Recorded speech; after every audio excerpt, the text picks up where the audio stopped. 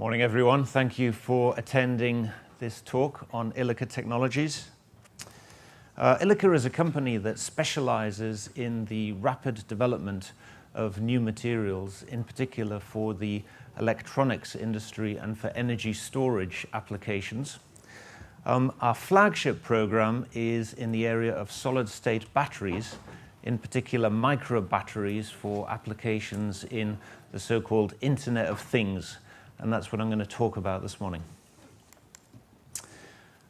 Those of you who have visited a fabrication line, perhaps at an Intel factory or a Samsung factory even, would recognize this cluster of stainless steel on the slide here. Some people have described it as the Skylab that fell to Earth. But effectively, this is the platform that we use in order to make arrays of systematically varying materials that we can test for relevant properties for the applications that we're targeting.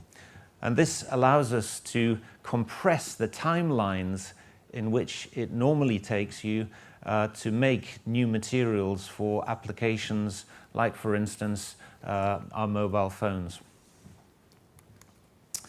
About 7 years ago, Toyota came to us with this recurring nightmare of a problem with one of their batteries in a hybrid vehicle.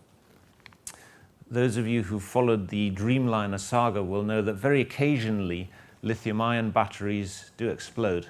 It doesn't happen very often, but when it does, it makes headline news. And of course, Toyota have been very successful in using battery technology, latterly lithium-ion technology, in their hybrid vehicles. The Prius is an example of a vehicle that has such a battery. And what they wanted was to replace that technology with a solid-state lithium-ion device that would have a non-flammable characteristic so that you could never get the type of explosion that bedeviled Boeing with its Dreamliner launch. So they put us in the driving seat in finding materials that were going to allow them to replace the standard lithium-ion batteries that have got a liquid electrolyte with batteries that have got a solid ceramic. So effectively, it's impossible to set fire to batteries like that. They look a bit like a brick. And what we noticed when we'd worked through that technology and filed a series of patents with Toyota is that actually these batteries were very useful in a different architectural form, so in a different form factor, in fact as micro batteries. And the thing that caught our attention was this very exciting technology situation that we've got in wireless sensor networks, where you're starting to get a rapid reduction in the power requirement for the electronics that power sensors. So you've probably come across the Internet of Things by now. There's a lot of technology articles out there on it. Effectively, it's this concept that devices connected to the internet are really defining the bulk of the traffic that goes into the internet. So the number of devices that are connected to the internet already exceeded the number of people on the planet in 2008. So the internet's not really so much about the Google interface that we use as a search engine, and perhaps even for shopping. It's about connecting data from equipment and machines to control systems that optimize those systems and environments, often to reduce energy footprints or to increase the efficiency of the systems that are being controlled. And at the minute, a lot of the sensors that provide that data are hardwired to a control system. Now that's actually quite expensive to do because you have to install a cable in order to connect the sensor to the control system. But if you can take these sensors wireless, then it opens up a lot more opportunities. And the electronics that are used to power these sensors are gradually becoming more and more efficient and need less and less power. In addition to that, it's becoming possible to harvest energy from the environment, either using photovoltaic panels, so little solar cells, or vibration harvesters, which means that you can actually make these sensors fully autonomous. So the system that you'd have would have a small energy harvester, which would gather energy from the environment, usually sunlight. You'd have a battery to buffer that energy so that there was always a supply of power when the sensor needs it. You have a microcontroller, and then you have a transmitter for sending that data across your wireless network. And that allows you to connect just about anything in the world to the internet. And the batteries that we developed through that Toyota program, the patents that we filed, are particularly useful for putting them into those devices. First of all, they're non-flammable. Well, that's useful in a car, but actually it's maybe not the most important thing for the Internet of Things. However, they are faster charging.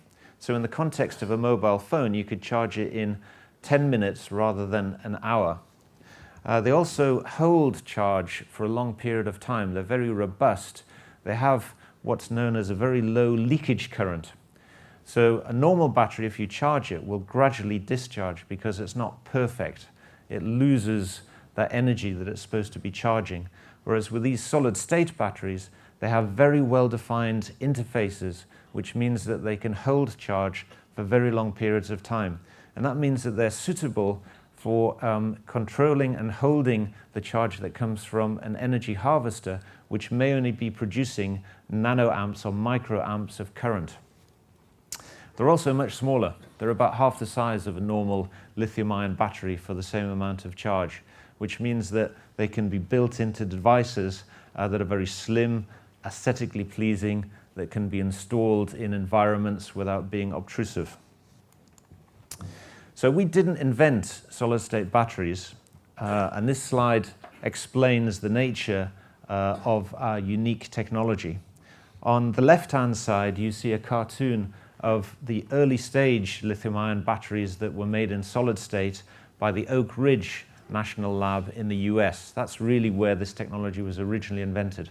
The problem with that technology, though, is that you can't stack it, because you'll notice that one of the layers is a lithium metal, which actually melts at a very low temperature. So as soon as you've made one cell, you have to seal it, and the only way to get an increased amount of energy on a given footprint is to stack them like the cells in a torch battery, which actually isn't that volumetrically efficient. What we came up with was a selection of materials that allow us to put down successive layers in a stacked battery and then encapsulate the whole thing so that you can get a much larger capacity on the same footprint. And this is what differentiates us from other technologies in the space. So who do we sell these batteries to? What are the markets? What are the applications? This slide gives you a breakdown of where Internet of Things devices are currently being sold. You see the largest market is in fact in buildings, so smart homes and commercial buildings. And I'll come on to this example in a moment. The second biggest market is in transport, so in vehicles. And then you've got a very exciting opportunity in healthcare, which is actually the smallest market segment at the moment, but perhaps the most rapidly growing and certainly one of the highest margin ones. So smart homes, the idea here is really building on that concept which has been made famous by Nest, of course, which was acquired by Google a couple of years ago. And this is where you start to make measurements about the environment in the building and use that to control the lighting and also the heating and the cooling of the building more efficiently so that you reduce the energy footprint of the building. So you'd measure things like light intensity, temperature, humidity. And the big advantage of going wireless with your sensors is that you don't have to run cables throughout the building. So imagine if you've got a heritage building and you want to put in one of these sensor systems, you don't really want all of these cables showing. You don't really want to have to channel the cables into the wall. That's a very manual intensive activity and also very expensive. What you'd really like to do is be able to clip these sensors into different parts of the room in an unobtrusive manner and send that information across to your central control system. Any of you who have bought a vehicle in the past few years have bought a lot of electronics. Most modern cars have got about 150 sensors built into them. And all of those sensors are currently hardwired, which means that the cabling loom in a vehicle has become the third heaviest component behind the chassis and the engine. And that means that the vehicle is expensive to produce and also expensive to run. It reduces the fuel efficiency if you're carrying a lot of weight around in the form of cabling. So if you can make those sensors wireless, there are tremendous savings there to be made. And then on medical devices, perhaps one of the most famous ones is the Google Lens. This is a semi-disposable contact lens which has a sensor. In this case, it's something that measures the glucose component in the patient's tears.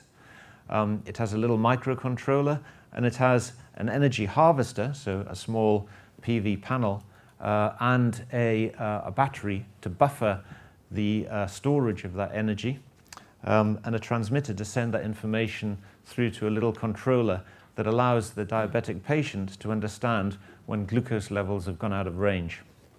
What's needed here is a tiny little battery, in fact a 1 square millimeter battery that is perfectly packaged and safe so that it can be used in close proximity to the patient's eye. So in terms of our roadmap, this is an exciting year for us. If you come and see us on our stand, you will see some batteries that actually we've code-named Pelican. We're actually a South Coast-based company, so we have named all of our batteries after famous ships that have set sail, and the rest of those code names will be revealed as we go through the roadmap in the course of this year. And Pelican is a small 1 square centimeter based battery, useful for a number of the applications that we've just been looking at. And they're coming off in prototype form from our pilot line, which is also based down in Southampton, ready for validation and testing by some of the OEM customers that we're talking to. So how do we monetize this technology? This is our business model. Those of you who have followed ARM over the years will realize that this isn't a novel business model. It's been proven and demonstrated in the semiconductor industry very effectively. The front end of the business is all about technology development. We're able to charge non-recurring expense, NRE, funds for supporting the development of the technology. Then we enter into a license agreement, and there is an issue fee when those licenses are concluded.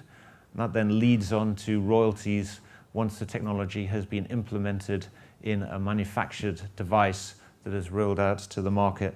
And then, of course, these licenses are non-exclusive, so you roll them out across different market sectors to different organizations who can commercialize the technology. So, in terms of what's going to happen this year, things to look out for, well, we'll be making announcements about the release of these prototype devices to the market, and we'll be releasing some performance data. In fact, you may be following us on Twitter and some of the other social media channels that we send information out on. There'll be a number of trade shows that we'll be appearing at. We're in the middle of planning that campaign at the moment. There'll be a product launch as part of those appearances, starting with what we've codenamed Pelican, but in fact that will be called something else when it becomes commercially available. And we will continue to use that as a springboard for the conversations with the OEMs that we're already interacting with to bring this product to market. Thank you.